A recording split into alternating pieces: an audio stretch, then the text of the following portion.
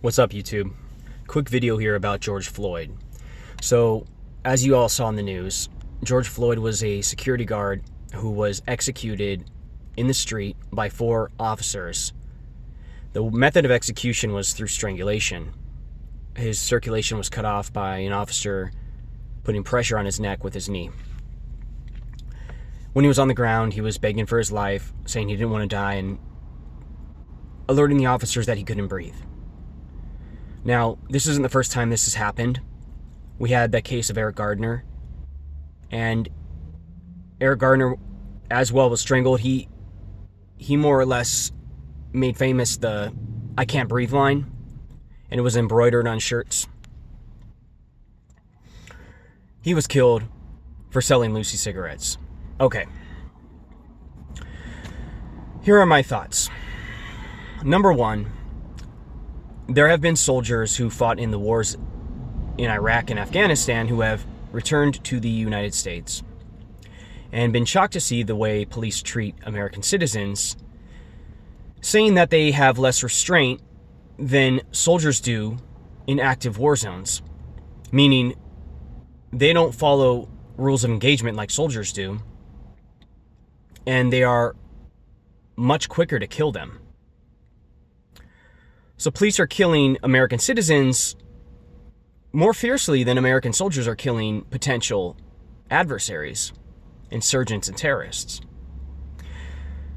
The second thing to think about, Americans all have civil liberties. So even if somebody like George Floyd may have broken the law and committed a crime worthy of capital punishment, which is death row, he still has the right to a fair and speedy trial. He still has civil liberties. And that trial would be a trial by jury of his peers who would weigh the law, weigh the evidence, come to a conclusion and a verdict.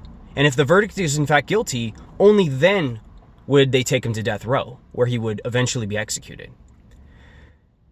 That's if he had actually even committed a crime worthy of capital punishment, which usually is reserved for really heinous things like, espionage, treason, mass murder. Not like with Eric Gardner, where he was selling Lucy cigarettes. Come on. Ironically enough, I was doing a little bit of fact research, and I found out that Minnesota was actually one of the first states to ban the death penalty. So my question then becomes, why are officers in Minneapolis so quick to use fatal force against a suspect they're trying to detain? There's no justification for that, and we know for a fact that they effed up because they were fired from their job. But I'm sure we can all agree that murder warrants a little bit more than termination of employment.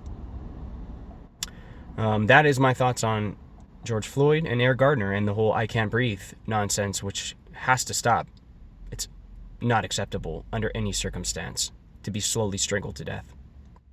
Even if you commit a crime worthy of capital offense, you still have a right to a fair trial before you can get to that point. Cheers.